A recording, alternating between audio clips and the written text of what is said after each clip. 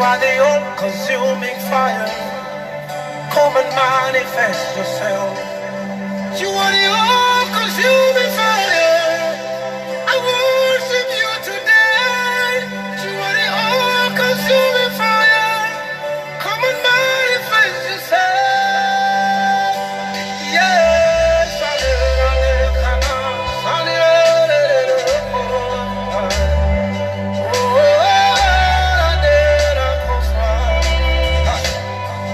you've got fire in your eyes. Nothing hides from you. You see everything, even the deepest secret of men. Expose every evil, consume every wickedness. You are the all-consuming fire. Come and manifest yourself. You got fire in your eyes, Lord. Nothing hides from you. You see everything, Lord. Even the deepest secret of men, Lord. Expose every evil, consume every wickedness. Give us the victory, Lord. Come and manifest yourself. Consuming fire. Son, I know. You are the all-consuming fire. Come and manifest. Hey, consuming fire. I bow before your throne, Lord. You are the all-consuming fire. And I know. Manifest yourself. Hey, consuming fire. Consuming fire. We worship you today. Yes, you You are. are the all-consuming And I know. Consuming fire. I bow before you. Yes, you are. Yes, I am. Come and manifest yourself. Set my heart on fire. Make me a shining light. Set my soul on fire. Manifest yourself through me. Speak through my voice, Lord. See through my eyes. You are the all-consuming fire. Come and manifest yourself. Set my heart on fire. Make me a shining God bless you, everybody, as you are joining. God bless you. manifest yourself through me, Lord. Speak through my voice, Lord. See through my eyes, yeah. You are the all-consuming fire. Come and manifest yourself. Consuming fire. We worship you.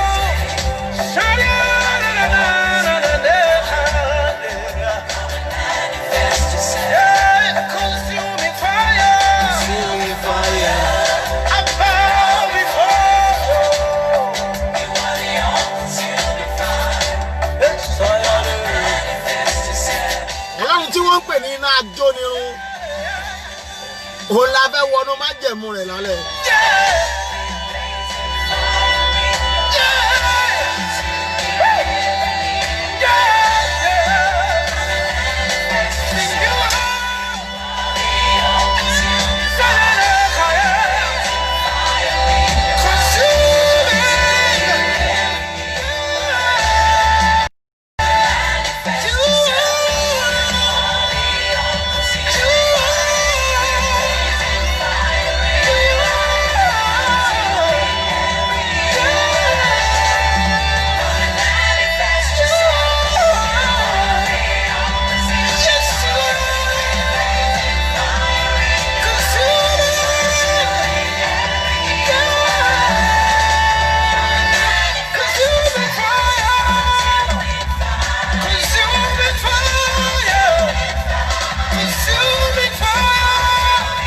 God is a consuming fire. Manifest yourself, O Lord. Ọlọ́run tí wọ́n pè ní iná ajónirun, Ọlọ́run tá a pè ní iná ajónirun, fi agbára rẹ̀. Sana, no, no, no,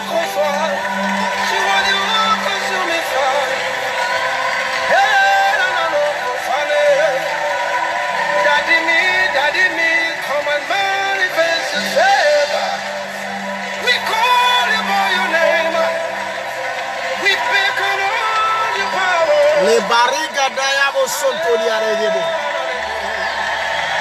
Come and manifest. Come and manifest yourself to me. Thank you, Father. Thank you, Holy Spirit.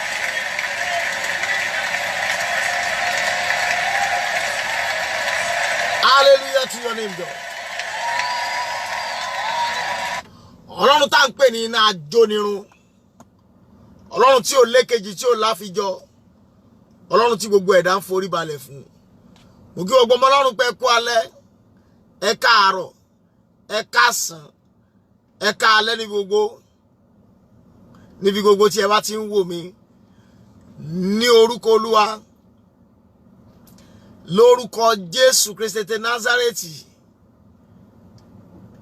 àdúrà wa yóò gbà. A ó sì rí ọwọ́ Ọlọ́run.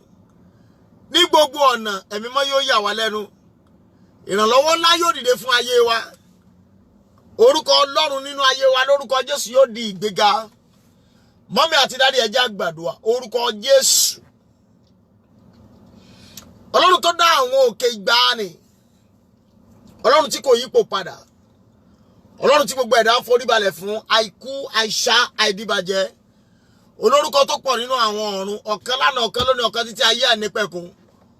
Òyígíyigì gbogbo ìmọ̀, aládé mímọ́ ọba tó fadé ra bí aṣọ. Bàbá àgbà orí ìṣe wọn bá pani ọba jíni. Mọ̀nàmọ́ná Elédùmarè tí ṣojú ọ̀run yẹ̀rìyẹ̀rì. Iná ńlá tí jó ìṣùfàfà araba níbi tí àlejò tí ṣorílé kánrin kéṣe. Ọ̀kan lánàá, ọ̀kan lónìí, ọ̀kan títí ayé àìnípẹ̀kun. Ìṣẹ̀dá ẹgbà ọpẹ́ wa. Ẹ̀mí àwọn wòlíì lórúkọ Jésù gba ìyìn wa. Adúpẹ́ fún tẹ́ ti ṣe àti tẹ́ ń ṣe lọ́wọ́lọ́wọ́. Adúpẹ́ fún tẹ́ ó tún ṣe. Adúpẹ́ fún wa agbára yín. Ẹ̀mí àwọn wòlíì lórúkọ Jésù ẹ gba ọpẹ́ wa. Ògo ni fọ́lọ́run lókè ọ̀run. Ògo ni fọ́lọ́run lókè ọ̀run. Lálẹ́ yìí ẹ̀mí mọ́ sọ̀kalẹ̀ wá. Ọlọ́run náà wá agbára. Ọlọ́run bá wa rìn lálẹ́ yìí. Síwájú wa. Ọlọ́run kẹ́yìn wa. Ọlọ́run wà pẹ̀lú wa. Kárí àánú gbà. Ògo ni fún orúkọ Olúwa. Jésù Olúwa àti olùgbàlà wa. Àmín, àmín, àmín lórúkọ Jésù. Mo kí gbogbo Ọlọ́run pé ẹ káalẹ́. Gbogbo tí ẹ bá ti ń wò mí mo kí wa pé ẹ káalẹ́, ẹ káàárọ̀, ẹ káàsán. Ní gbogbo tí ẹ bá ti ń wò mí ní àgbáyé. Mo kí wa gan lórúkọ Jésù, a ó jèrè àdúrà. Ní gbogbo ọ̀nà lórúkọ Jésù ọwọ́ Ọlọ́run yóò la àyànmọ́ wa kọjá. A ó sì rí ojú rere Ọlọ́run. Ọkàn wa yóò sì balẹ̀. A ò ní fi ìnira lu ayé. Gbogbo ọmọ Ọlọ́run ẹ máa bá mi share program yìí bí ẹ ṣe máa ń share. Ẹ máa bá mi share ní alẹ́ yìí. Ẹ máa bá mi share. Torí Ọlọ́run fúnra lára rẹ̀. Ó fẹ́ rìn pẹ̀lú ọwọ́ agbára. Ó fẹ́ rìn pẹ̀lú ọwọ́ agbára. Gbogbo ògo jẹ́ ti Ọlọ́run. A tún ti rìnrìn àjò dé ìlú Ìbàdàn. A ti rìnrìn àjò dé ìlú Ìbàdàn. God bless you everybody as you are joining. God bless you. Lórúkọ Jésù yóò dára fún wa. A ó sì rí ọwọ́ Ọlọ́run. Ìrànlọ́wọ́ ńlá lórúkọ Jésù yóò dìde fún ayé wa o. A ò ní rí ìjákulẹ̀. Adánidúró ayé ò ní dá wa dúró. Ọkàn wa yóò sì balẹ̀. Ògo ni fún Ọlọ́run lókè ọ̀run. Jésù Olúwa wa. Ká tó tẹ̀síwájú gbogbo ọmọ Ọlọ́run mo kí wa pé a kú ìṣòro àná. Mo kí wa púpọ̀ pé a kú ìṣòro àná. Ní orúkọ Olúwa a ó jèrè àdúrà. Ní orúkọ Jésù Kristi ti Násárẹ́tì mo náà máa jèrè àdúrà. Níwájú Ọlọ́run àti ènìyàn gbogbo ògo jẹ́ ti Ọlọ́run láé àti láéláé. Mo ti ń gbọ́ testimony.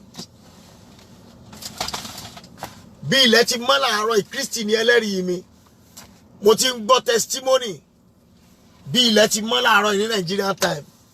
Láti aago 9.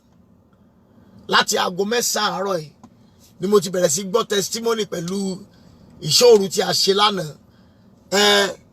Testimony tí mo gbọ́, mo sọ fún mọ́mì yẹn mo ní tá bá wà lórí Facebook ní alẹ́ yìí. Màá fẹ́ kẹ́ share testimony yẹn pẹ̀lú wa. But mi mọ̀ bóyá wà lára àwọn friend list mi so that màá lè gbé wọn wọ orí program live. Màmá yẹn láwọn ní partial stroke.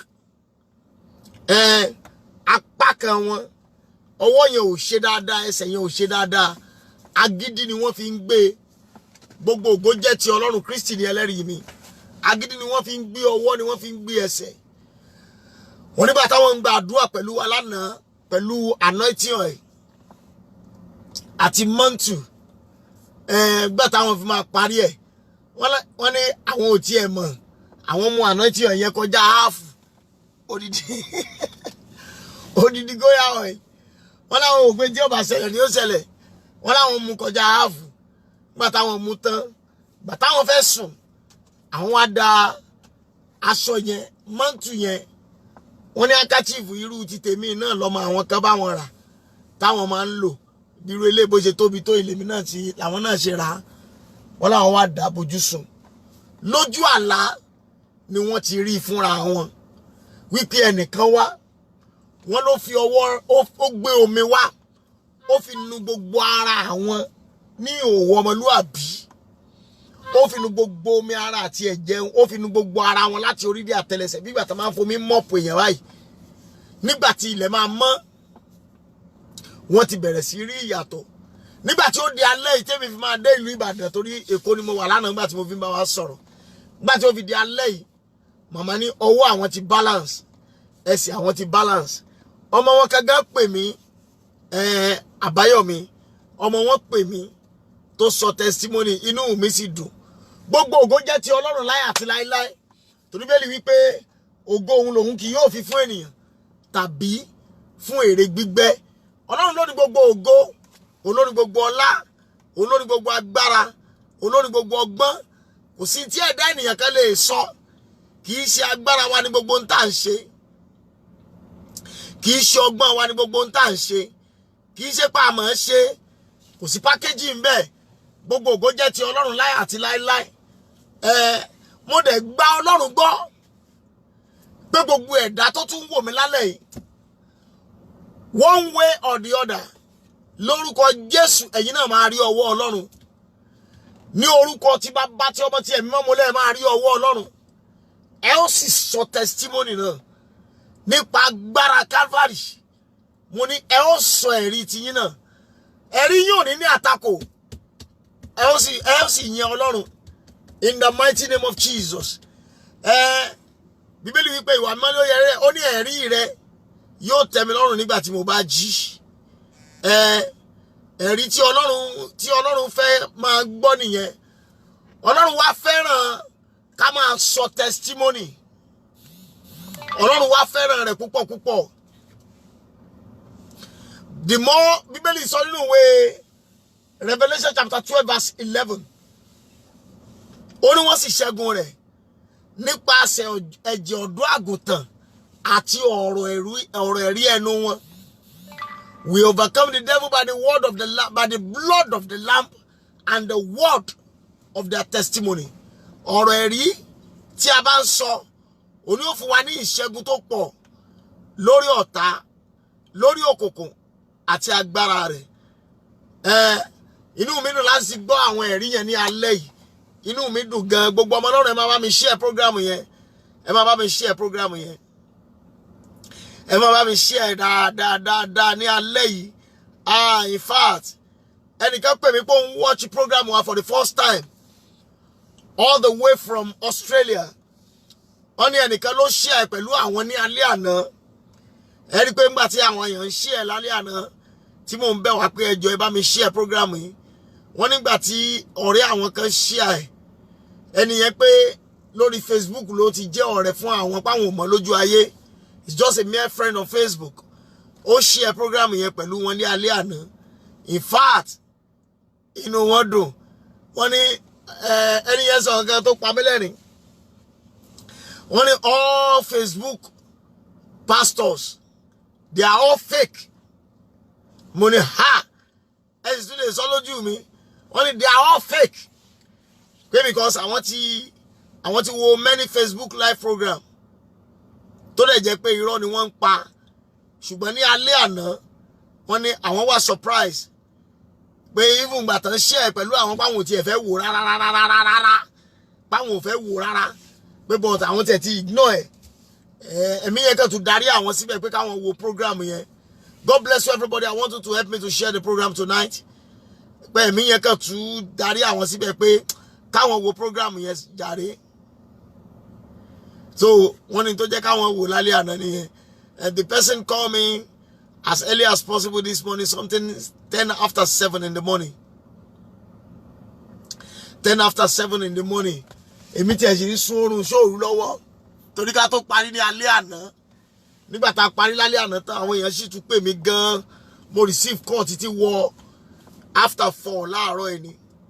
Mo receive call títí di after 4 láàárọ̀ yìí.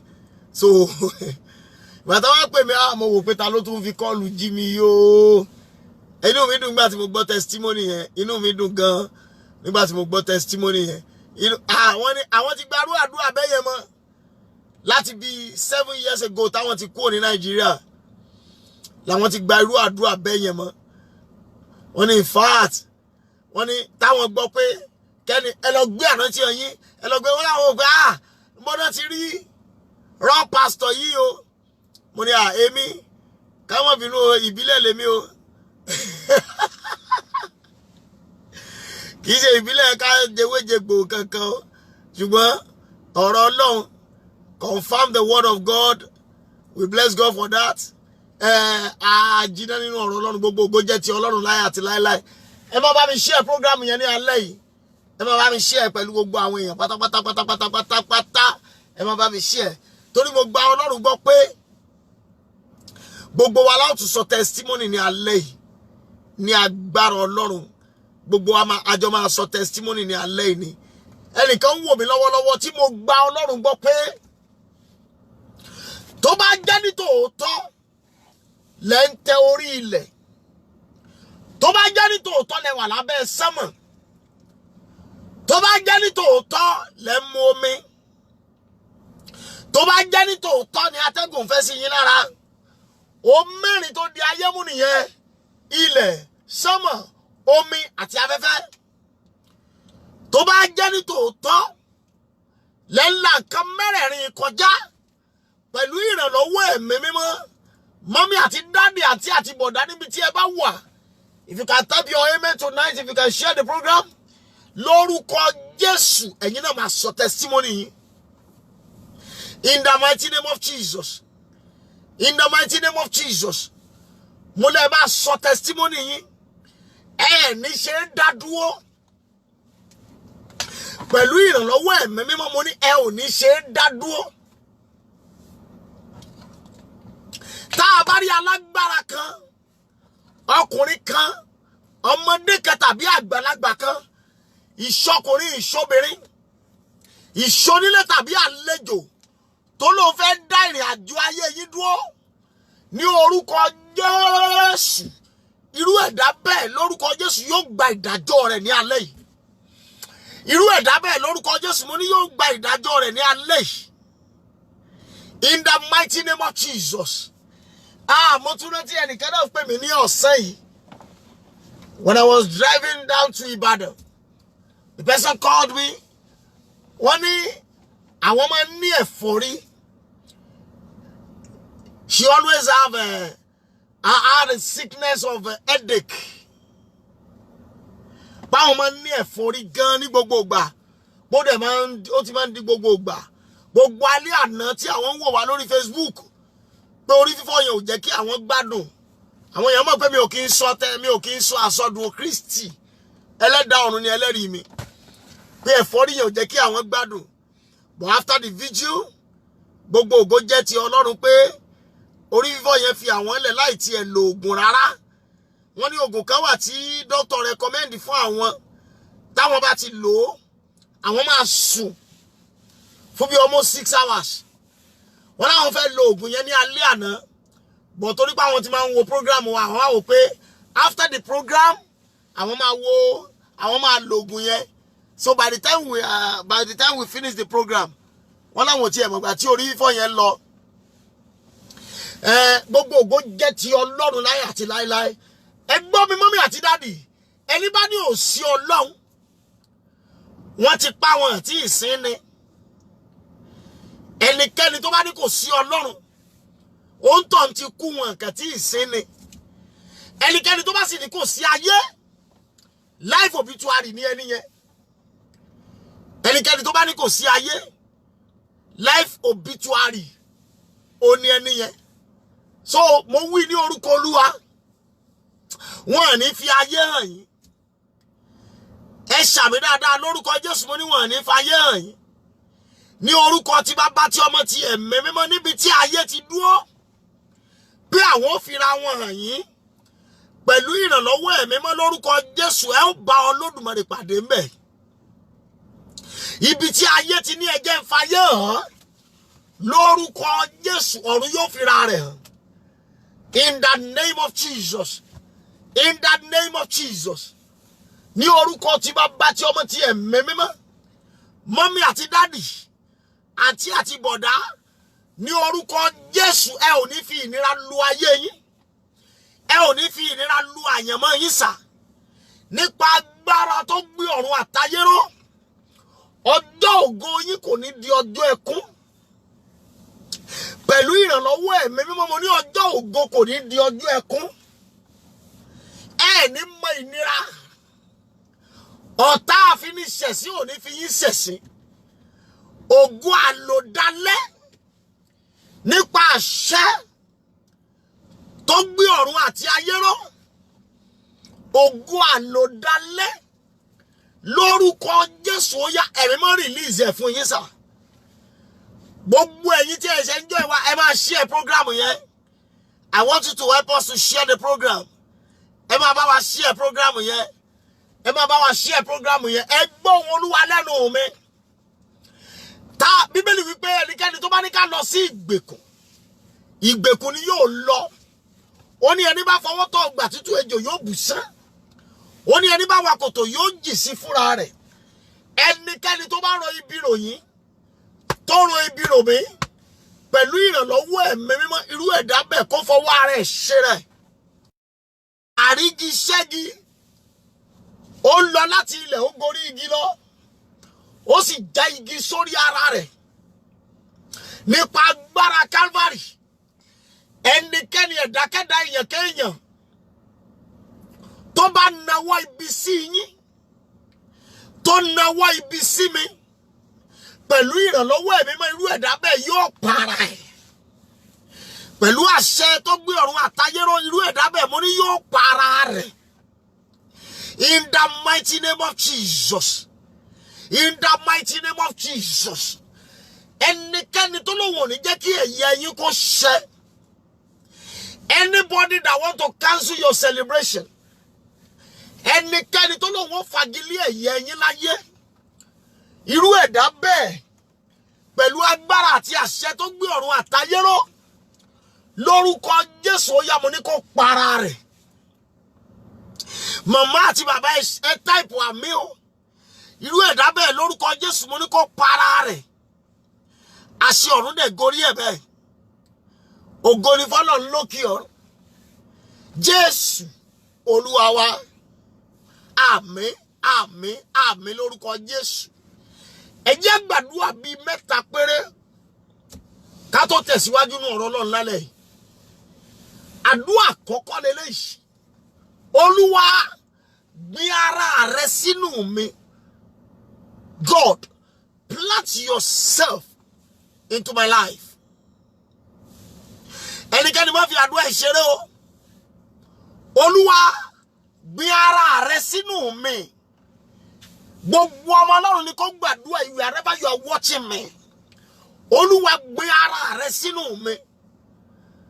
Bí àwọn èèyàn bá ti rí mi kán rí ìwọ Ọlọ́run, bá ti rí ìwọ Ọlọ́run kán rí mi.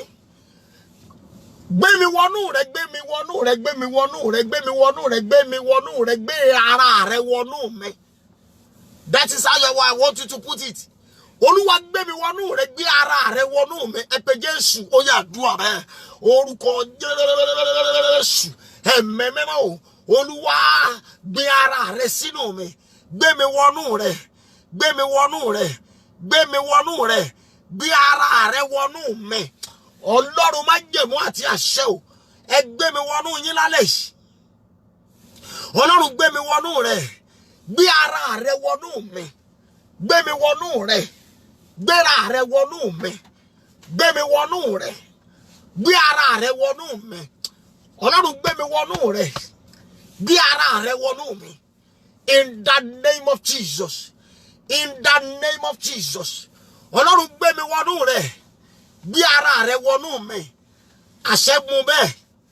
Jésù Olúwa wa. Jésù Olúwa wa.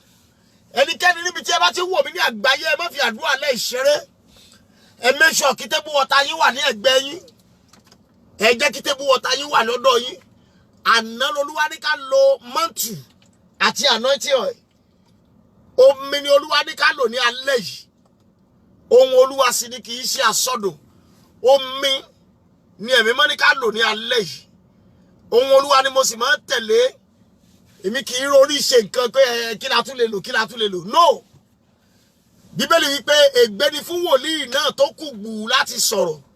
Ó nítorí kíkú ni yóò kú. Kí má bàa kú nípa tara àti nípa tẹ̀mí. Mi ò ní rorí sọ kankan. Ohun tí ẹ̀mí mọ́ bá darí mi láti sọ ni màá sọ. Ẹ gbọ́ eléyìí mọ́mí àti dádì. Àdúrà nọ́mbà 2 rèé. Olúwa fa ẹ̀gàn mi tú tí gbòǹgbò tí gbòǹgbò. Uproot by reproach. Ẹnikẹ́ni má fi àdúrà ìṣeré o. Olúwa fa ẹ̀gàn mi tú tí gbòǹgbò tí gbòǹgbò. Gbogbo ọmọ Ọlọ́run tó ń wò mí, ẹ máa share program yẹn. Ẹ máa share lọ́wọ́lọ́wọ́ báyìí. Olúwa fa ẹ̀gàn mi tú tí gbòǹgbò tí gbòǹgbò. Ó yá àdúrà rẹ̀ orúkọ Jésù. Ẹ̀mí mímọ́ o. Olúwa fa ẹ̀gàn mi tú lálẹ́ yìí. Olúwa fa ẹ̀gàn mi tú lálẹ́ yìí. Ẹ̀mí mímọ́ o. Ẹ fa ẹ̀gàn mi tú lálẹ́ yìí. Gbogbo ọmọ Ọlọ́run níbi tẹ́ bá ti ń wò mí, ẹ má fi àdúrà yẹn ṣeré. Ọlọ́run fa ẹ̀gàn mi tú lálẹ́ yìí. Ẹ̀mí mímọ́, ẹ fa ẹ̀gàn mi tú lálẹ́ yìí. Uproot my reproach. Ẹ fa tú tí gbòǹgbò tí gbòǹgbò. Ọlọ́run fa ẹ̀gàn mi tú lálẹ́ yìí. Ọlọ́run gbogbo ẹran ara o. Ọlọ́run gbogbo ẹ̀dá ènìyàn ní àgbáyé. Ẹ fa ẹ̀gàn mi tú lálẹ́ yìí.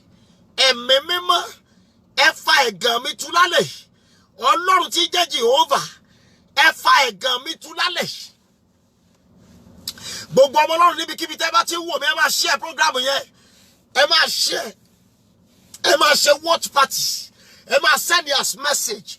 Olúwa fa ẹ̀gàn mi tú lálẹ́ yìí. Ọlọ́run fa ẹ̀gàn mi tú lálẹ́ yìí. Gbogbo ohun tó ń pè ní ẹ̀gàn. Gbogbo ohun tó ń pè ní àbùkù nínú ìrìn àjò mi. Ẹ̀mí mímọ́ ẹ fà tú lálẹ́ yìí. Ọlọ́run má jẹ̀mú o. Ẹ̀mí mímọ́ ẹ fà tú lálẹ́ yìí. Agbára Calvary. Ẹ fa ẹ̀gàn mi tú lálẹ́ yìí. Ọlọ́run gbogbo ẹran ara o. Ẹ fa ẹ̀gàn mi tú lálẹ́ yìí. Àṣẹ má jẹ̀mú. Ẹ fa ẹ̀gàn mi tú lálẹ́ yìí. Ẹ fa ẹ̀gàn mi tú lálẹ́ yìí. Ẹ fa ẹ̀gàn mi tú. Níbikíbi tẹ́ bá ti ń wò mí, ẹ gbàdúrà. Bàbá mi fa ẹ̀gàn mi tú lálẹ́ yìí. Jésù Olúwa wa. Jésù Olúwa wa. Ẹ gbọ́ àdúrà nọ́mbà 3. Olúwa. Thank you, my precious daddy. Ẹ gbọ́ àdúrà nọ́mbà 3. Olúwa pàṣẹ kí ìrànlọ́wọ́ jáde fún mi níbi gbogbo. Ẹnikẹ́ni má fi ṣeré o. Olúwa pàṣẹ kí ìrànlọ́wọ́ ó jáde fún mi ní gbogbo ọ̀nà. Ó yá àdúrà orúkọ Jésù. Ẹ̀mí mímọ́ o. Olúwa pàṣẹ kí ìrànlọ́wọ́ ó jáde fún mi níbi gbogbo. Bẹ́ẹ̀ ni sà, bàbá mi pàṣẹ lálẹ́ yìí kí ìrànlọ́wọ́ ó jáde fún mi níbi gbogbo. Ẹ̀mí àwọn wòlíì, agbára Calvary, ẹ pàṣẹ lálẹ́ yìí kí ìrànlọ́wọ́ ó jáde fún mi níbi gbogbo. Bàbá mi pàṣẹ lálẹ́ yìí kí ìrànlọ́wọ́ ó jáde fún mi níbi gbogbo. Bàbá mi pàṣẹ lálẹ́ yìí kí ìrànlọ́wọ́ ó jáde fún mi níbi gbogbo. Lọ́dọ̀ ọkùnrin, lọ́dọ̀ obìnrin, lọ́dọ̀ ọmọdé, lọ́dọ̀ àgbà, lọ́dọ̀ onílé, lọ́dọ̀ àlejò. Ẹ pàṣẹ lálẹ́ ìgànnì kí ìrànlọ́wọ́ ó jáde fún mi níbi gbogbo. Jésù Olúwa wa. Jésù Olúwa wa. Ẹ gbọ́ àdúrà bí ẹ̀mí mọ́ ti pè fún mi. Olúwa, ọwọ́ òkùnkùn lára mi. Ẹnikẹ́ni má fi àdúrà ìṣeré o. As you are watching the program, tẹ́ bá ṣe ń gbàdúrà, ẹ máa tẹ́pù àmì. Ọwọ́ òkùnkùn lára mi. Iná fàtú. Mọ́mí àti dáàdì níbikíbi tẹ́ bá ti ń wò mí. Ẹ gbàdúrà yìí o. Ọwọ́ òkùnkùn lára mi. Iná fàtú. Ọwọ́ ọ̀tá lára mi. Iná fàtú. Ọwọ́ ayé lára mi. Iná fàtú. Ẹ pé Jésù ó yàdúà. Orúkọ Jésù. Ẹ̀mí mímọ́ o. Ọwọ́ ayé lára mi. Ọwọ́ ọ̀tá lára mi. Iná máa fàtú. Iná máa fàtú. Ọwọ́ òkùnkùn lára mi. Ọwọ́ ọ̀tá lára mi. Iná máa fàtú. Ẹ̀mí mímọ́ o. Iná máa fàtú. Ọwọ́ ọ̀tá lára mi. Ọwọ́ ayé lára mi. Iná máa fàtú lọ́wọ́lọ́wọ́. Gbogbo ọmọ Ọlọ́run ẹ gbàdúrà. Èmi náà ń gba tèmi níbi tí mo wà. Ọwọ́ ọ̀tá lára mi. Iná máa fàtú. Iná fàtú. Iná fàtú. Ẹ má fi àdúrà ìṣeré. Iná fàtú. Ọwọ́ ọ̀tá lára mi. Iná máa fàtú. Ọwọ́ ayé lára mi. Iná máa fàtú. Ọwọ́ òkùnkùn lára mi. Iná máa fàtú. Ọwọ́ ọ̀tá lára mi. Iná máa fàtú. Ọwọ́ ẹran ara lára mi. Ọwọ́ ayé lára mi. Ọwọ́ àjẹ́ lára mi. Ọwọ́ babaláwo lára mi. Ọwọ́ àfá ìkà lára mi.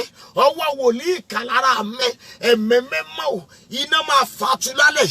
Iná máa fàtú lálẹ́. Iná máa fàtú lálẹ́. Iná máa fàtú lálẹ́. Ọwọ́ ayé lára mi. Iná máa fàtú lálẹ́. Ẹ máa bá mi share program yẹn. Ọwọ́ ọ̀tá lára mi.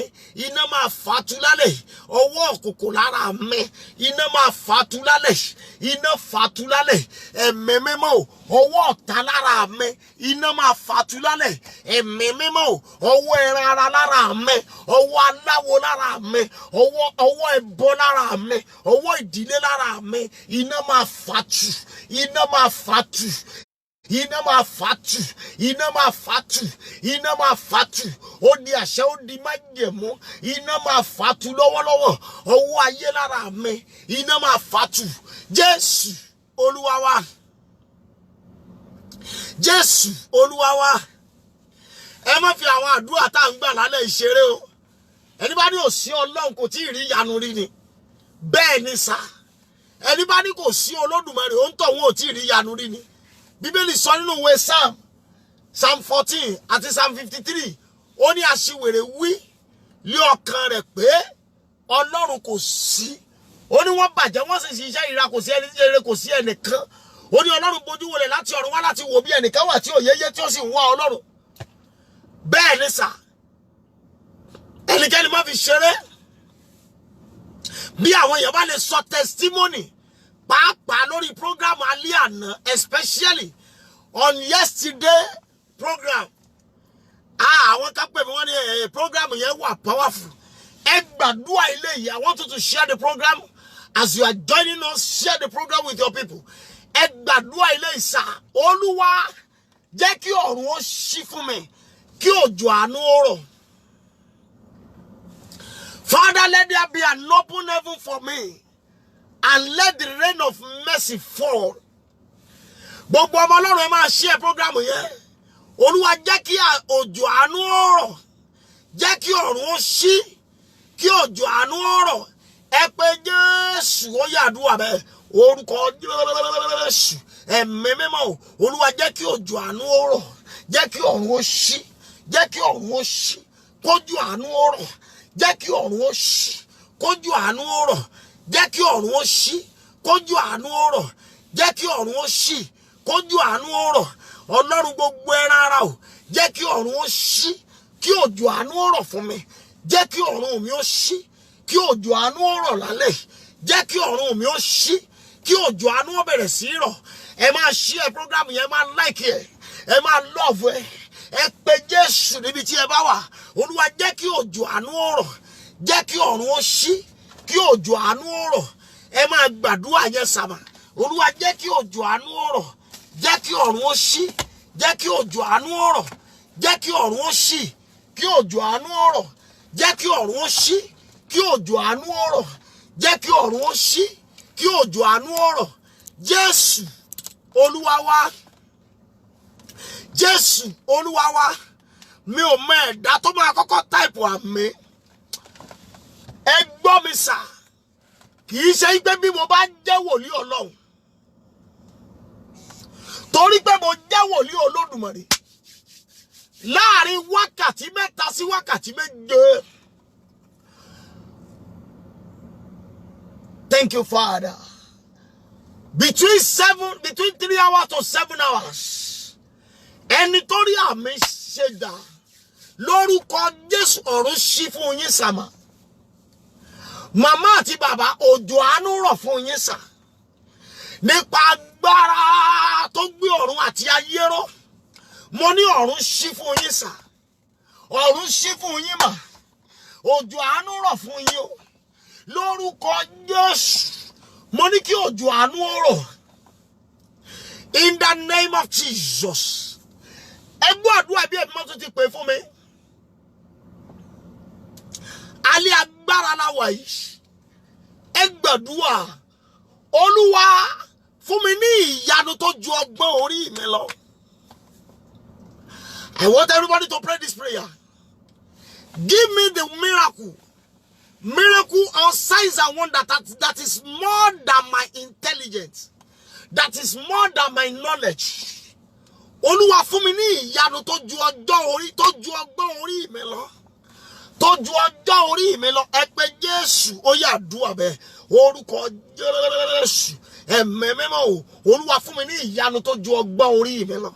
That is more than my knowledge. That is more than my intelligence. Olúwa fún mi ní ìyanu tó ju ọgbọ́n orí mi lọ. Yes, Lord. Yes, Lord. Yes, Lord. Olúwa fún mi ní ìyanu tó ju ọgbọ́n orí mi lọ. Ẹ fún mi ní ìyanu tó ju ọjọ́ orí mi lọ. Ẹ yọ̀ǹda ìyanu fún mi. Ẹ yọ̀ǹda ìyanu fún mi. Ẹ yọ̀ǹda ìyanu fún mi. In the name of Jesus. Ẹ yọ̀ǹda ìyanu fún mi. Ìyanu tó ju ọjọ́ orí mi lọ. Ìyanu tó ju ọgbọ́n orí mi lọ. Ẹ yọ̀ǹda rẹ̀ fún mi lálẹ́. Release that miracle to me for me tonight. Ẹ yọ̀ǹda rẹ̀ fún mi. Ìyanu tó ju ọgbọ́n àti ọjọ́ orí mi lọ. Bàbá mi yọ̀ǹda rẹ̀ lálẹ́. Bàbá mi yọ̀ǹda rẹ̀ lálẹ́. Jésù Olúwa wa. Jésù Olúwa wa. Ẹ gbọ́ àdúrà ẹyọ kan tó kù tí ẹ mọ̀ pé fún mi. Mo fẹ́ ká lọ gbọ́rọ̀ Ọlọ́run. A fẹ́ sọ̀rọ̀ lórí níbo ni agbára wà. Ọlọ́run wa Ọlọ́run alágbára ni kò sí nǹkan tí ò lè fi jà. Kò sí nǹkan tí ò lè fi ṣe agbára rẹ̀. Ẹ pé Jésù pẹ̀lú ìtara. Olúwa fi òpè mi dààmú àwọn ọlọ́gbọ́n. Ẹ mọ̀ tán pè ní òpè. Ẹni tí ò mọ̀ nǹkan kan. Ẹni tí ò gbọ́n. Ẹni tí ò mọ̀ nǹkan kan. Olúwa fi òpè mi dààmú àwọn ọlọ́gbọ́n. Ẹ̀yin òpè bíi tèmi ẹ gbàdúrà. Ẹ̀yin tẹ́ ẹ gbọ́n, tẹ́ ẹ mọ̀ nǹkan kan. Olúwa fi òpè mi dààmú àwọn ọlọ́gbọ́n.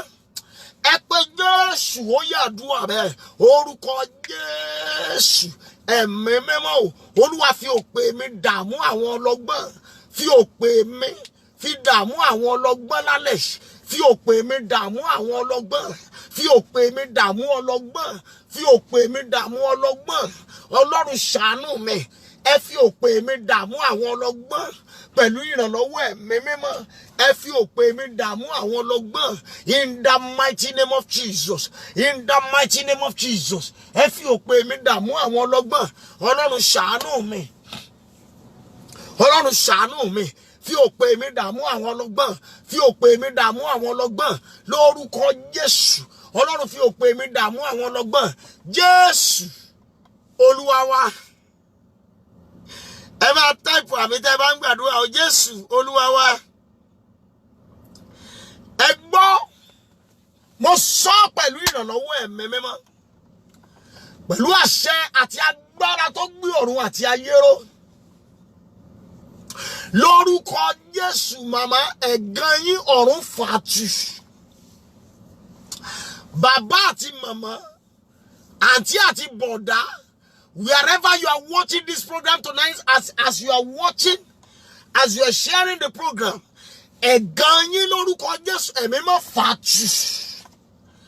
nípa agbára Calvary mo ní kí ẹ̀mí mọ́ fàtú àṣẹ́dẹ̀ gorí ẹ̀ bẹ́ẹ̀. Ògo ni fún ọ Jésù, ògo ni fún ọ Jésù. Láti ìsinsìnyí lọ, aṣọ ẹ̀gẹ̀ tí wọ́n gbé wọ̀ yìí, aṣọ ẹ̀gẹ̀ tí wọ́n gbé wọ̀ mí, ẹ̀yin wo lẹ̀ ń táìpù àmì lórúkọ Jésù yá ọ̀run fàáya. Àṣẹ májẹ̀mú lórúkọ Jésù mo ní kó fàáya. Àṣẹ ọ̀run gorí ẹ̀ bẹ́ẹ̀. Ògo ni fún ọ Jésù, ògo ni fún ọ Jésù. Gbogbo ẹ̀dá tó wọ prógrámù ìlàlẹ̀ yìí nípa agbára tó gbé ọ̀run àtayé ró lórúkọ Jésù ẹ tún ní ọjọ́ ẹkún mọ́ láyé. Àṣẹ ni mo pa lórúkọ Jésù mo ní ẹ ò tún ní ọjọ́ ẹkún mọ́ láyé. Ọjọ́ ẹ̀gàn yín ó yá kó di ọjọ́ ẹ̀rín. Ọjọ́ tí ayé ti pinnu àti fi yín ṣẹ̀sín lórúkọ Jésù ó yá mo ní kó di ọjọ́ ẹ̀rín. Àṣẹ gorí ẹ̀bẹ̀. Ògo ni fọ́lọ́run lókè ọ̀run. Jésù Olúwa wa, àmín, àmín, àmín lórúkọ Jésù. Mọ́mí àti dádì, lálẹ́ Olúwa ní kí n sọ̀rọ̀ lórí tá à ń pè ní irinṣẹ́ agbára. Instrument of power. Ẹ gbọ́ mi mọ́ dáadáa mọ́mí àti dádì o. Kí ni tá à ń pè ní irinṣẹ́ agbára? Bí Ọlọ́run ti jẹ́ Ọlọ́run tó jẹ́ alágbára, kò sí tí Olódùmarè ò lè fi ṣe irinṣẹ́ agbára rẹ̀. Ẹ gbọ́ mi dáadáa gbogbo ọmọ Ọlọ́run. Kò sí tí ẹ̀mí mímọ́ ò lè fi ṣe irinṣẹ́ agbára rẹ̀. Ẹ má bá mi share program yìí lálẹ́ yìí. Ẹ bá mi share dáadáa. Ẹ bá mi share. Ẹ bá mi share. Bí ẹ̀mí mọ́ ṣe darí mi, ẹ rí pé lánàá ń gbà tá à ń share, mo ń pray. Olúwa ní kí n pray fún wa. Bọ́álẹ̀ Olúwa ní kí ni kan sọ fún wa ká share. Máa ń torí pé wọ́n gbàdúrà fún wa ò ní share. Ẹ fẹ́ gbogbo wa ká share program yẹn. Kí là ń pè ní irinṣẹ́ agbára? Kò sí tí Olódùmarè ò lè fi ṣe irinṣẹ́ agbára. Ẹ gbọ́ mi sà, ó fi omi, ó fi pa Fáráò àti gbogbo ogun rẹ̀ pátápátá. Ẹ gbọ́ mi sà, ó fi òkúta, ó sọ di irinṣẹ́ agbára. Lọ́wọ́ Dáfídì ó fi pa Gòláyátì. Ẹ gbọ́ mi sà, ó sọ atẹ́gùn di irinṣẹ́ agbára. Ó fi lé gbogbo àwọn ará Síríà jáde nítorí Samaria. Ẹ gbọ́ mi dáadáa mọ́mí àti dádì. Ó fi ilẹ̀, ó fi ṣe irinṣẹ́ agbára. Ó gbé Kórà, Dátánì àti Àbúráhámù mì nítorí Dáfídì. Ẹ gbọ́ mi mọ́mí àti dádì. Ó fi ṣe irinṣẹ́ agbára. Bẹ́ẹ̀ ni sà, ó gbé sí ọwọ́ Mósè. Látọwọ́ Mósè ó fi pín Òkun Pupa níyà. Ó fi pín Òkun Pupa níyà. Òun ló fi lá gbogbo ọ̀nà ní aginjù. Òun ló fi mú omi jáde nínú àpáta. Ọ̀pá lásán, igi lásán tá a sọ di ọ̀pá.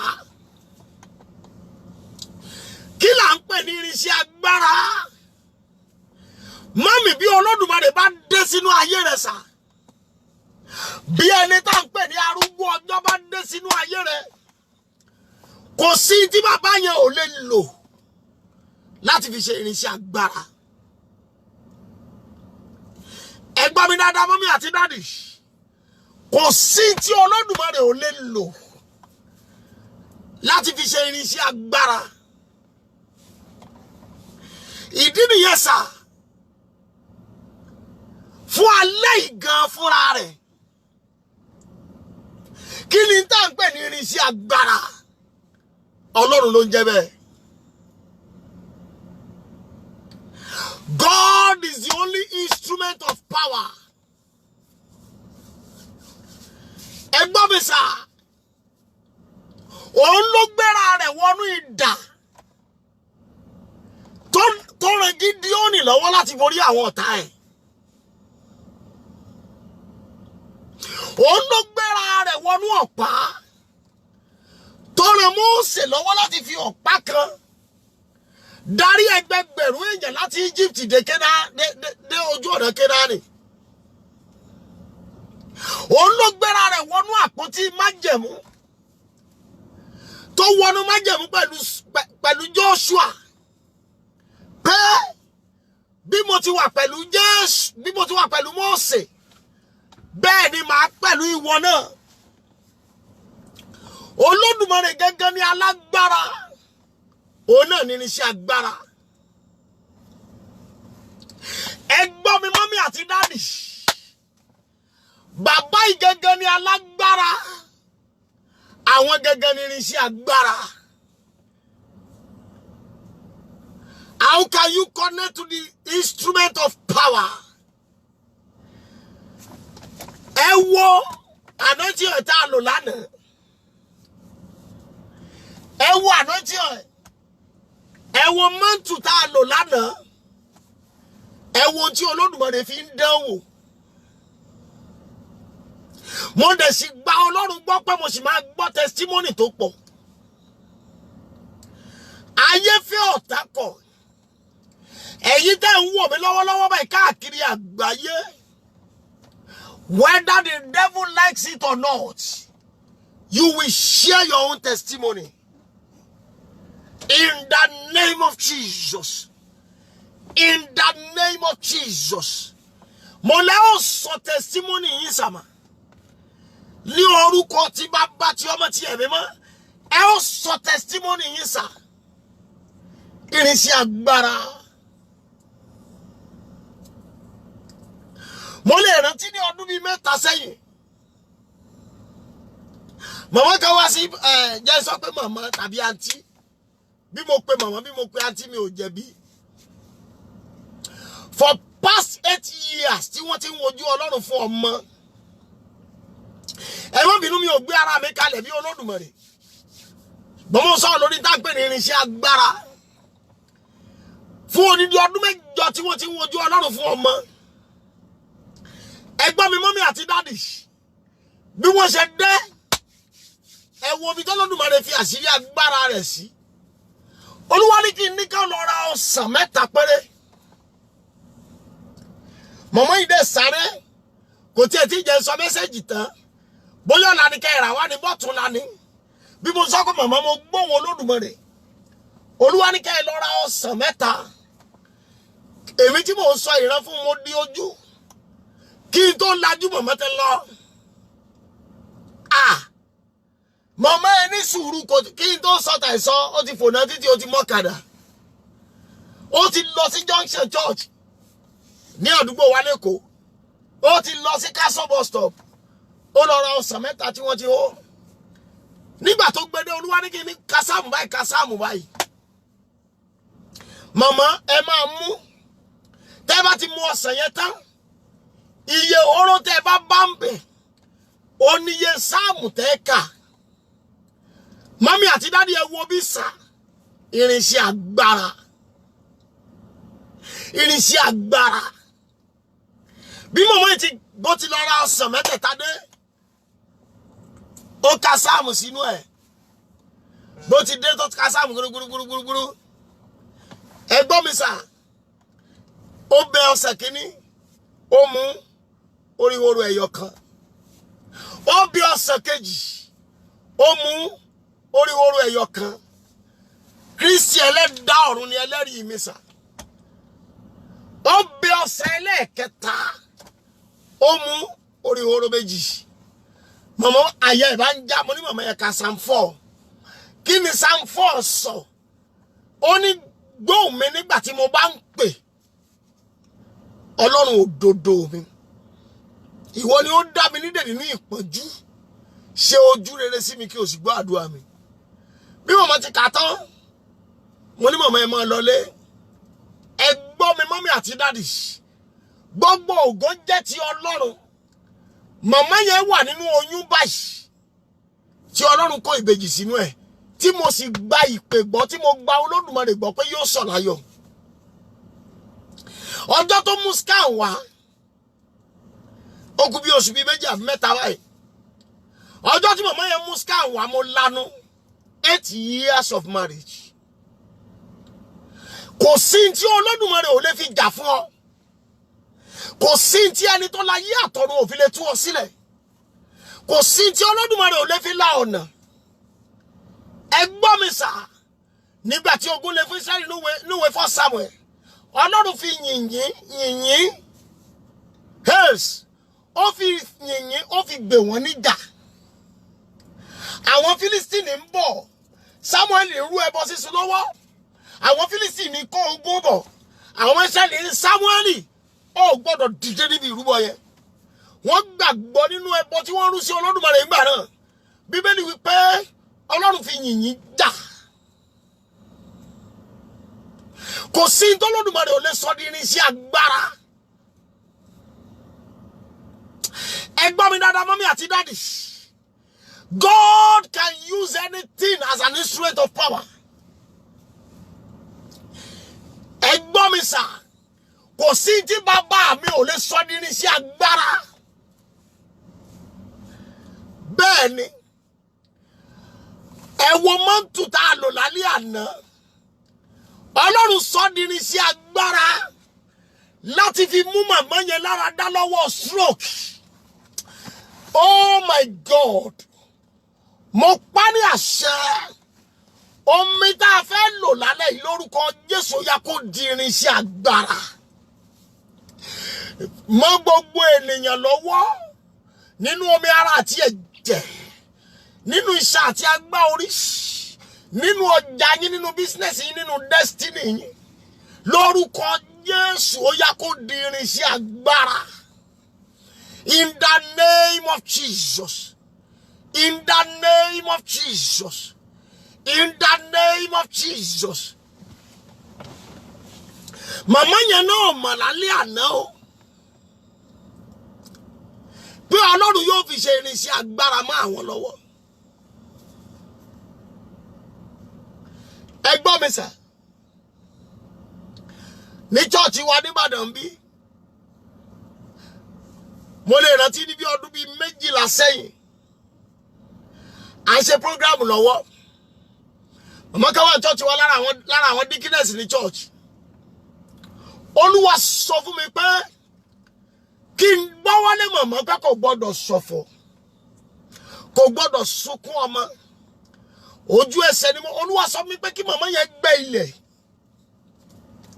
Bẹ́ẹ̀ ni, inú mi dùn pé àwọn mẹ́mbà Ìbàdàn members wọ́n ń wò mí lọ́wọ́lọ́wọ́ báyìí. Kó gbẹ́ ilẹ̀ kó máa gbàdúrà pé ilẹ̀ ò gbọ́dọ̀ gba òkú ọmọ mi. Mi gbọ́dọ̀ gbé ọmọ sí wọn, gbọ́dọ̀ gbé mi sí ọkọ ọmọ aya ọmọ. Àṣẹbí táwa ti sọ lọ́wọ́ ọmọ màmá yẹn kan rọbí lọ́wọ́ tó ti wà nílé bọ́rú. Wọ́n ń pe màmá ò mú fóònù kúrò nílé. Irinṣẹ́ agbára. Ẹ gbọ́ mi dáadáa mọ́mí àti dádì. Màmá ò mú fóònù kúrò nílé. Ibi tí ẹ̀rù Olódùmarè ti bà mí rè. Bí màmá yìí ti gbé ilẹ̀ tán, Olúwa ní kí ni kó da àná tí ò sínú ẹ̀.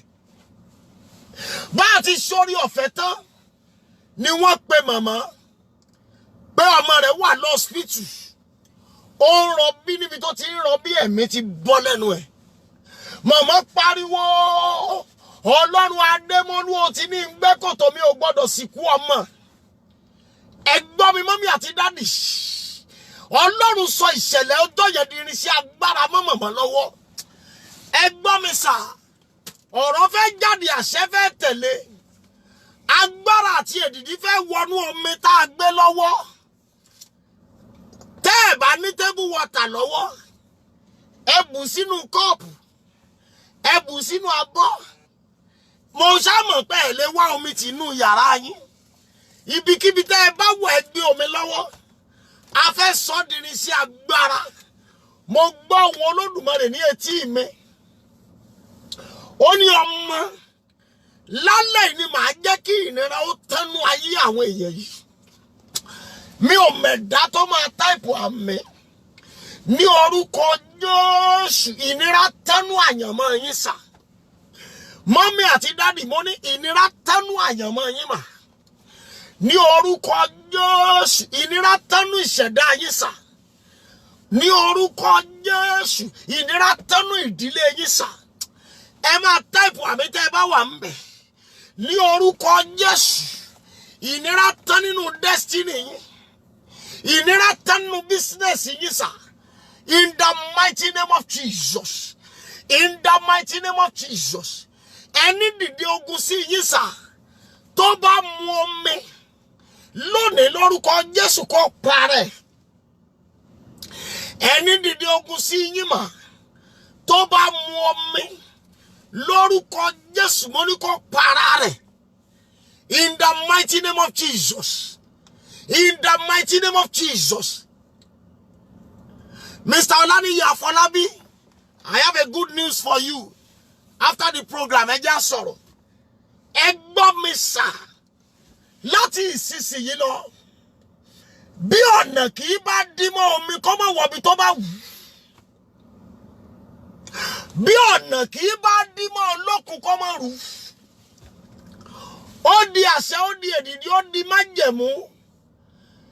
Ẹ̀yin ènìyàn yẹ gbọ́ ọ̀rọ̀ Olúwa Jèhófà lẹ́nu mi. Láti ìsinsìnyí lọ, bí ẹ ti lo omi lálẹ́ yìí, lórúkọ Jésù mo ní ọ̀nà ò tún dí mọ́ yín mọ́. Minauki dawa daji nata ukavali rigendeya tondaya fasatia. Melubi akindaya kotonda ika dawa zafi dijinata ukapori ya gezenda. Lórúkọ Jésù ya mo ní ọ̀nà yín là. Ọlọ́run tó pè mí tó rán mi níṣẹ́. Ọlọ́run tí mo bá rìn láì dalẹ̀. Ọlọ́run gbogbo ẹran ara. Ọlọ́run gbogbo ẹ̀dá ènìyàn. Lórúkọ Jésù ó yá kó mú kí ìnira yín ó tán. Àṣẹ́dẹ̀ gorí ẹ̀ bẹ́ẹ̀. Ògo ni fọ́lọ́run lókè ọ̀run. Ẹ gbọ́ eléyìí o. Olúwa ní kò sí tóun ò ní fi omi ṣe. Omi tá a gbé lọ́wọ́ lálẹ́ yìí. Olúwa ló di gbogbo ìṣe. Ẹ gbọ́ mi mọ́mí àti dádì. Mi ò fẹ́ mọ̀ ntẹ́ ayé yín là kọjá.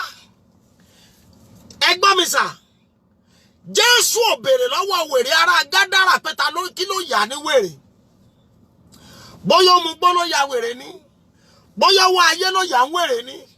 Bóyá lọ fojú kó ẹbọ. Bóyá wọ́n rán ọfà wèrè sínú ayé ẹ̀. Jésù kan sọ fún yín pé lọ sàn. Ẹ gbọ́ mi mọ́mí àti dádì. Jésù ò béèrè lọ́wọ́ obìnrin onísun ẹ̀jẹ̀ yẹn pé kí ló fa ìsun ẹ̀jẹ̀. Bóyá toilet disease. Bóyá ovariasis. Bóyá ìṣàn kan tàbí èkejì. Bó ti fọwọ́ kan ìṣẹ́ tí a sọ Bíbélì wípé ìsun ẹ̀jẹ̀ náà dá.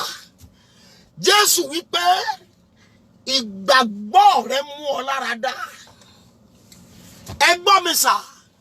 Jésù ò béèrè lọ́wọ́ Màríà àti Màtá pé irú àìsàn wo ló pa Lásárù. Bóyá ní èdì ni, àbí COVID-19, àbí Ebola, àbólúmọ́gùn. Bí Jésù ti débẹ̀, ó ní mo lè tẹ̀sí. Ẹ yí òkúta náà kú o. Ó ní Lásárù, Lásárù, Lásárù, jáde wá.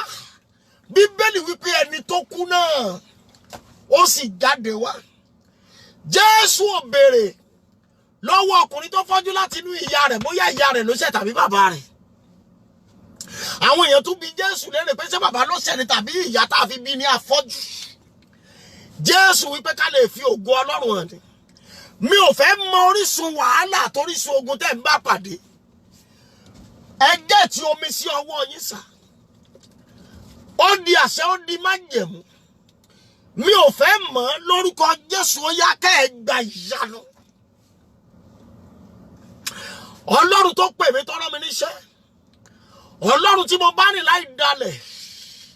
Ọlọ́run gbogbo ẹ̀dá ènìyàn. Ọlọ́run gbogbo ẹran ara, Ọlọ́run tó nílẹ̀ tó ní òkè, Ọlọ́run tó ní àṣírí tó ní ìmọ́lẹ̀, ẹ̀yin èèyàn yẹ gbọ́ ọ̀rọ̀ Olúwa, ó yá ìyanu wọlé wá báyìí.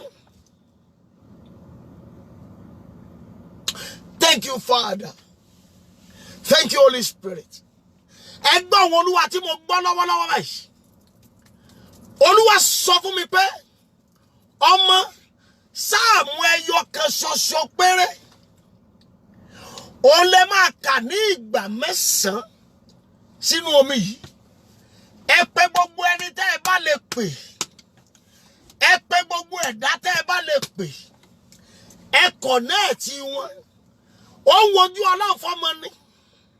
Àìsàn kan wà lára ẹ̀ ni. Ọ̀nà dímọ̀ ni. Ó jẹ gbèsè ni. Kò rí promotion ni. Dọ́kúmẹ̀ntì ẹ̀ wà nílé ńlá.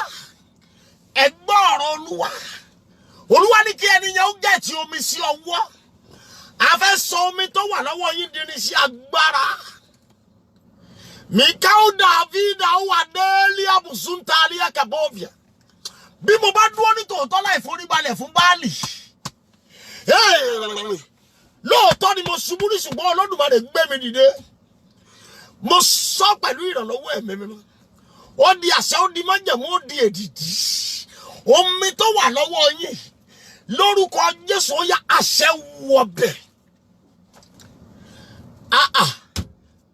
Olódùmarè, sáàmù wo ni kí n kà? Mi ò mọ̀. Ìwọ ló mọ̀ tó fẹ́ ṣẹ́nu àgọ́ ara àwọn èèyàn. Ẹni tó pè mí tó rán mi níṣẹ́. Ìwọ ló mọ̀ àrà tó fẹ́ dánwò. Ìwọ ló mọ̀ sí agbára tó fẹ́ ṣe. Nípa agbára tó gbé ọ̀run àtayé ró. Lórúkọ Jésù, omi tó wà lọ́wọ́ yín ó yá kó di irinṣẹ́ agbára.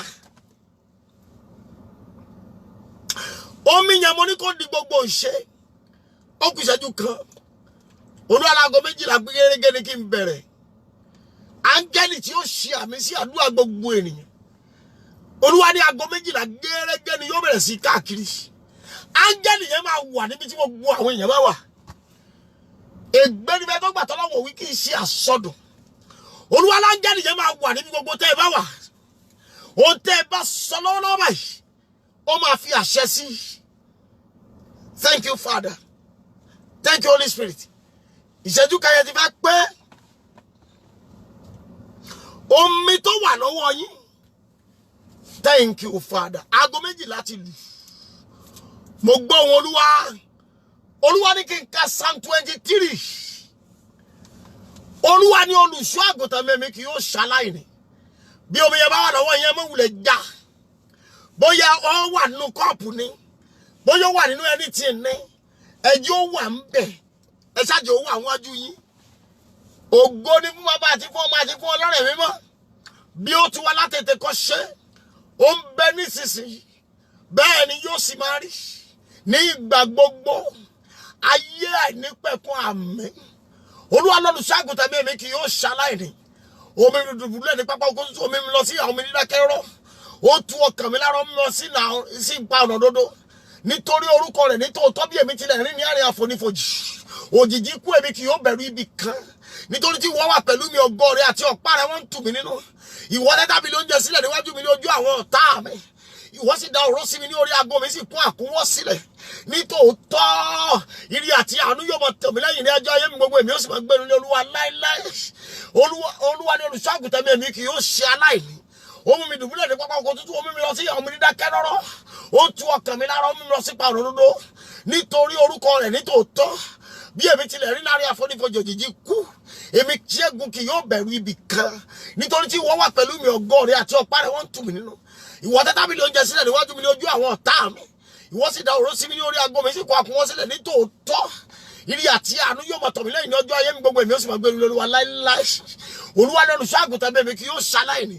Omi dùbúlẹ̀ ní pápá ojú, ó mú mi lọ sí àwọn omi dídákẹ́rọ́. Ó tu ọkàn mi lára, ó mú mi lọ sí ipa ọ̀nà òdodo. Nítorí orúkọ rẹ̀ nítòótọ́ bí èmi tilẹ̀ rí lára àfonífojì òjìji kú, èmi kì yóò bẹ̀rù ibi kan. Nítorí tí wọ́n wà pẹ̀lú mi, ògo rẹ̀ àti ọ̀pá rẹ̀ wọ́n ń tù mí nínú. Ìwọ tẹ́ tábìlì oúnjẹ sílẹ̀ níwájú mi ní ojú àwọn ọ̀tá mi. Ìwọ dá òróró sí mi ní orí, aago mi sì kún àkúnwọ́ sílẹ̀. Nítòótọ́ tọ́ ire àti àánú yóò máa tọ̀ wá lẹ́yìn ní ọjọ́ ayé wa gbogbo. Àwọn ó sì máa gbé nínú Olúwa láéláé. Number 4, tí Olúwa ní olùṣọ́-àgùntàn mi, èmi kì yóò ṣaláìní. Ó mú mi dùbúlẹ̀ ní pápá oko tútù, ó mi lọ sí omi dídákẹ́rọ́rọ́, ó tu ọkàn mi lára, ó mi lọ sí ọ̀nà òdodo nítorí orúkọ rẹ̀. Nítòótọ́ bí èmi tilẹ̀ rí láàrin àfonífojì òjìji ikú, èmi kì yóò bẹ̀rù ibi kan, nítorí tí wọ́n wà pẹ̀lú mi. Ọ̀gọ́ rẹ àti ọ̀pá rẹ wọ́n tù mí nínú. Ìwọ tẹ́ tábìlì oúnjẹ sílẹ̀ níwájú mi lójú àwọn ọ̀tá mi. Ìwọ dà òróró sí mi ní orí, aago mi sì kún àkúnwọ́ sílẹ̀. Nítòótọ́ ire àti àánú yóò máa tọ̀ mí lẹ́yìn ní ọjọ́ ayé mi gbogbo. Èmi ó sì máa gbé nínú Olúwa láéláé. Olúwa ní olùṣọ́-àgùntàn mi, èmi kì yóò ṣaláìní. Ó mi dùbúlẹ̀ ní pápá ó mú mi lọ sí omi dídákẹ́rọ́, ó tu ọkàn mi lára, ó mú mi lọ sípa ọ̀nà òdodo nítorí orúkọ rẹ̀. Nítòótọ́ bí èmi tilẹ̀ rí láàrin àfonífojì òjìji ikú, èmi kì yóò bẹ̀rù ibi kan, nítorí tí wọ́n wà pẹ̀lú mi. Ọ̀gọ́ rẹ àti ọ̀pá rẹ wọ́n tù mí nínú. Ìwọ tẹ́ tábìlì oúnjẹ sílẹ̀ níwájú mi lójú àwọn ọ̀tá mi. Ìwọ dà òróró sí mi ní orí, aago mi sì kún àkúnwọ́ sílẹ̀. Nítòótọ́ ire àti àánú yóò máa tọ̀ mí lẹ́yìn ní ọjọ́ ayé mi gbogbo. Èmi ó sì máa gbé nínú Olúwa láéláé. Àmín. Olúwa ní olùṣọ́-àgùntàn mi, èmi kì yóò ṣaláìní. Ìgbà kẹfà nìyẹn. Ó mú mi dùbúlẹ̀ ní pápá oko tútù, ó mú mi lọ sí omi dídákẹ́rọ́, ó tu ọkàn mi lára, ó mi lọ sípa ọ̀nà òdodo nítorí orúkọ rẹ̀. Nítòótọ́ bí èmi tilẹ̀ rí láàrin àfonífojì òjìji ikú, èmi kì yóò bẹ̀rù ibi kan, nítorí tí wọ́n wà pẹ̀lú mi. Ọ̀gọ́ rẹ àti ọ̀pá rẹ wọ́n tù mí nínú. Ìwọ tẹ́ tábìlì oúnjẹ sílẹ̀ níwájú mi lójú àwọn ọ̀tá mi.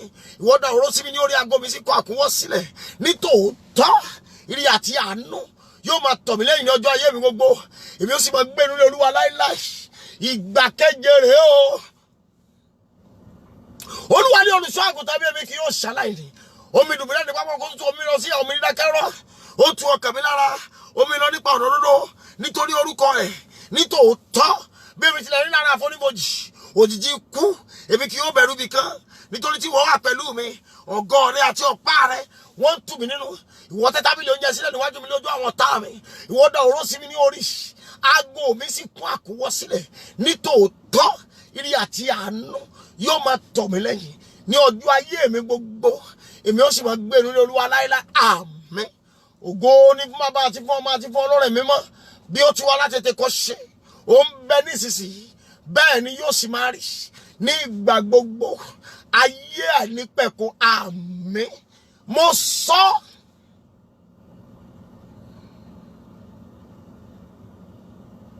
ó ṣí ẹ̀mí mímọ́. Mo sọ nípa àṣẹ tó gbé ọ̀run àti ayé ró. Omi tó wà lọ́wọ́ èmi àti yíyẹn lórúkọ Jésù ó yá kó di omi agbára. Lórúkọ Jésù ó yá kó di gbogbo ìṣe. Bí àìsàn bá ń bẹnu àgọ́ ara yín bí ẹ ti mú omi yẹn lórúkọ Jésù, káìsàn yẹn ó disappear.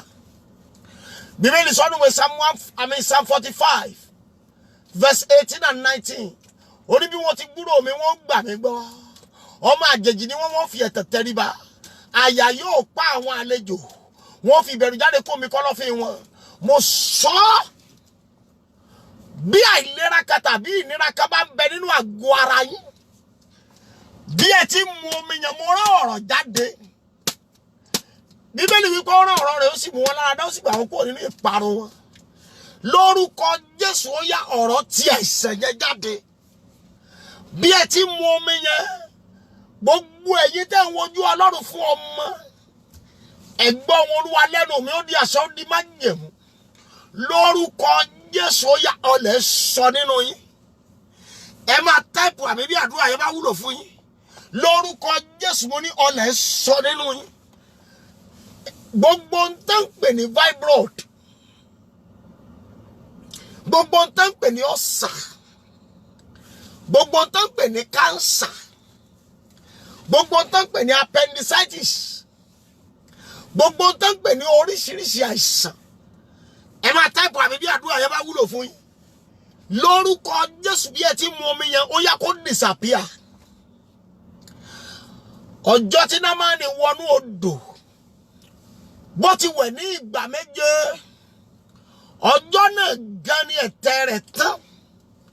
mo wí pẹ̀lú ìrànlọ́wọ́ ẹ̀mí mímọ́ gbogbo ẹ̀yin tẹ́ ń táìpù àmì yẹn lónìí lọ́wọ́lọ́wọ́ báyìí lórúkọ Jésù ìnira yín tán, àìsàn tán, gbèsè tán, ìtìjú tán, àgàn tán, ìdádúró tán, ìnira tán, ìtìjú tán, ìnira tán, ìyàn tán, gbèsè tán, àìrọ́kọ tán, ìdádúró tán, àìbímọ tán. In the name of Jesus. In the name of Jesus. Gbogbo tán pè ní disappointment. Makedu ava edina ajina tukiva viadi. Bí mo bá jẹ́ wòlíì Ọlọ́run nítòótọ́, kì í ṣe pé bí mo bá jẹ́ wòlíì Ọlọ́run torí pé mo jẹ́ wòlíì Olódùmarè. Gbogbo tó wà nínú ìrìn àjò ayé yìí tí ò tẹ́ yín lọ́rùn. Bí èrè mo ti ní kí iṣẹ́ nìyẹn tí bá ti súre fún wa tán, máa sórí ọ̀fẹ́. Gbogbo tó wà nínú ìrìn àjò ayé yìí tí ò tẹ́ yín lọ́rùn. Ó di àṣẹ, ó di májẹ̀mú, ó di èdìdí. Omi ló ń pa ọ̀rọ̀ iná òjò lẹ́pọ̀rú ọ̀gbẹlẹ̀. Mo dá ìpè mi pọ̀ mọ́ ìpè gbogbo àwọn wòlíì ní àgbáyé.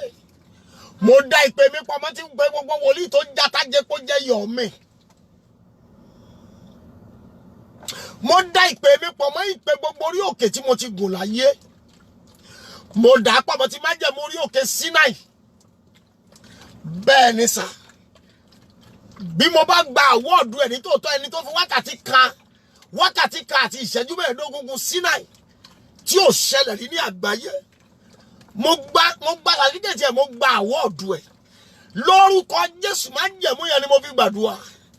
Ẹ̀yin èèyàn ibi ẹ ti táìpù àmì ìnira yín tán. Mo dà pọ̀ mọ́ májẹ̀mú ìrìn àjò 40 ọ̀sán 40 òru láìjẹ láìmu. Maidi Dauvi kedu jinata kadaru agazafe lianda jinata afalia kabo.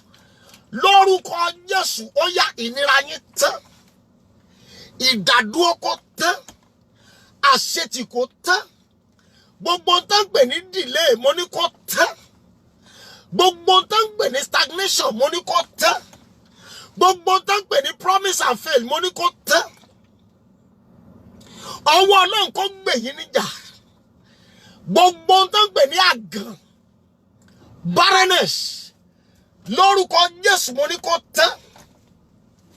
In the name of Jesus. Gbogbo tán pè ní ìyàn, famine, lórúkọ Jésù mo ní kó tán. Gbogbo tán pè ní infertility, lórúkọ Jésù mo ní kó tán. In the name of Jesus. Bí ẹ ti mú omi yẹn lórúkọ Jésù ẹ lọ sọ testimony. Àìsàn kó disappear. Ìnira kó disappear. Àṣẹ gorí ẹ̀bẹ̀. Mo dá gbogbo ọ̀rọ̀ tó wà nínú Bíbélì mo dà pọ̀ mọ́ àṣẹ omi tó wà lọ́wọ́ èmi àti. Ọ̀rọ̀ tó wà láti Genesis chapter 1 títí dé Revelation chapter 22. Mo pa wọ́n pọ̀. Mo rán wọn sínú omi ọwọ́ èmi àti yín. Lórúkọ Jésù ó yá àṣẹ wọbẹ̀ lọ́bẹ̀. Níwọ̀n ìgbà tí ẹnikẹ́ni ò bá lè yọ kúrò ńbẹ̀ tí ò lè fi kún. Níwọ̀n ìgbà tí ẹnikẹ́ni ò bá lè sọ pé kì í ṣe ọ̀rọ̀ mọ́. Mo wá dà pọ̀ mọ́ ẹ̀jẹ̀ tó jáde lára Jésù lórí igi àgbélébùú. Ọ̀nà méje ni ẹ̀jẹ̀ ti jáde. Mo dà pọ̀ ọ̀nà méjèèje yẹn. Ọwọ́ ọ̀tún, ọwọ́ òsì ó di méjì. Ẹsẹ̀ ọ̀tún, ẹsẹ̀ òsì ó di mẹ́rin. Wọ́n gún ní ọ̀kọ̀ níhà ó di márùn. Wọ́n nà ní ẹgbàá tí náà ẹ̀jẹ̀ yọ ó di mẹ́fà. Wọ́n wá dé ní adé ẹ̀gún ó di méje. Èdìdí méjèèje ni mo papọ̀. Ẹ̀yin èèyàn yìí lórúkọ Jésù omi ọwọ́ yín yẹn kó di omi agbára.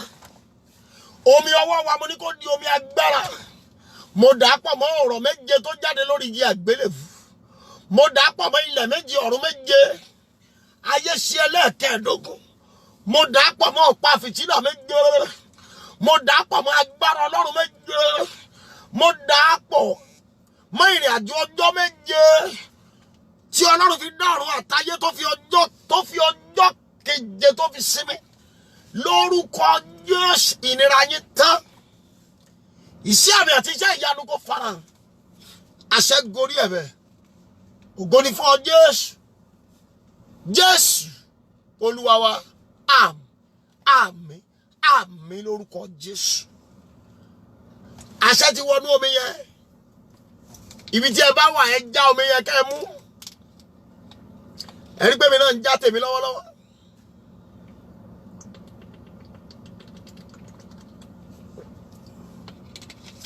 Ẹ já omi yẹn kẹ́ mú. Tó bá lè jẹ́nu kọ́ọ̀pù ló wà ẹ mú. Ibikíbi tó bá wà ẹ mú omi yẹn sàmà. Bẹ́ẹ̀ ni èdìdí ó ti di èdìdí. Májẹ̀mú ti wọnú àgọ́ ara wa. Kì yóò sí ikú mọ́. Bẹ́ẹ̀ ni kì yóò sí àìsàn mọ́. Kì yóò sí ìdádúró mọ́. Kì yóò sí aṣálẹ̀ mọ́. Kì yóò sí ìnira mọ́. In the name of Jesus. In the name of Jesus. Láti ìsinsìnyí lọ, mo wọnú májẹ̀mú aṣọ agbára lọ. Mo wọnú májẹ̀mú mántù tí Jésù fi gbàdúrà. Mo dà pọ̀ mọ́ mántù tó wà lọ́wọ́ gbogbo ẹ̀yin èèyàn tí a lò lánàá. Láti òní lọ, gbogbo tó ń pè ní ìdádúró tó ń pè ní jàǹkáàwọ̀. Lórúkọ Jésù ó yá kí iná ó mú. Àṣẹ́dẹ̀ gorí ẹ̀fẹ̀. Ògo ni fọ́lọ́run lókè ọ. Jésù Olúwa wa. Àmín àmín àmín lórúkọ Jésù. Mo kí wá pé ẹ kú àdúrà. A ó jèrè àdúrà. Ohun tí ẹ̀mí mọ́ ní kí n ṣe lálẹ́ yìí nìyẹn. Mi ò ní fi kún, mi ò ní yọ kú. Kí n má bàa jìyà. Kí n má bàa jẹ gbà lọ́wọ́ ẹni tó pè mí tó rán mi níṣẹ́. Bọ̀ bí ẹ ti ń wò, ẹ share pẹ̀lú àwọn èèyàn. Ní orúkọ Olúwa, ẹkún ò ní wọlé wá bá yín. Ìjì ò ní wọlé wá bá yín. Ìdààmú wàhálà ò ní wọlé wá bá yín. Ẹ ó sì yin Ọlọ́run. Ògo ni fọ́lọ́run lókè ọ̀run. Jésù Olúwa wa. Àmín àmín àmín lórúkọ Jésù. Èyí tọ́lọ́run rán mi lálẹ́ ènìyàn. Ẹ jẹ́ àṣírí ọ̀fẹ́ àpapọ̀ ká máa lọ. Ogun ọba ìṣẹ́jú díẹ̀ gẹ́ta aago 12 àbọ̀ tá máa ń parí ó fi parí. Ṣùgbọ́n Olúwa sọ pé tí má ti súre sí omi yẹn tán tí gbogbo èèyàn ti mú. Olúwa ní áńgẹ́lì àṣẹ yẹn yóò la ayé já. Ibikíbi owó kan tí máa wò mí ní àgbáyé. Olúwa ní áńgẹ́lì àṣẹ yẹn yóò la ayé já. Olúwa ní yóò sì dáhùn àdúrà àwọn ènìyàn. Mo gba Ọlọ́run tó pè mí gbọ́. Mo gba Ọlọ́run tí ẹ̀yin náà gbàgbọ́ mo gbàgbọ́. Pé kó tó di aago 9 àárọ̀. Bóyá àárọ̀ lẹ wà lọ́dọ̀ yín, bóyá ọ̀sán, bóyá alẹ́. Àwa wà lóru lọ́dọ̀ wa ń bí. After 12 òru la wà yìí. This is quarter after 12, 12:15. Kó tó di aago 9. Láàrin wákàtí 9. Ẹ gbọ́ mi sà. Níbi gbogbo tẹ́ ti ń wò mí ní àgbáyé. Láàrin 9 hours. Lórúkọ Jésù yá mo ní kẹ́ sọ testimony. Testimony tí ó ṣe dọ́wọ́ bò ẹ̀mí mọ́ kó release ẹ̀ fún yín. Àṣẹ ọ̀run gorí ẹ̀ bẹ́ẹ̀. Ògo ni fọ́lọ́run lókè ọ̀run. Jésù Olúwa wa. Àmín àmín àmín lórúkọ Jésù. Let's share the grace and fellowship. May the grace of the Lord Jesus Christ, the love of God, and the sweet fellowship of the Holy Spirit be with us now and forevermore. Amen. Surely goodness and mercy shall follow us all the days of our life, and we shall dwell in the house of the Lord forever and ever. Amen. Mo kí ọgbọ́n Ọlọ́run pé a kú àdúrà. Mo gba Ọlọ́run gbọ́.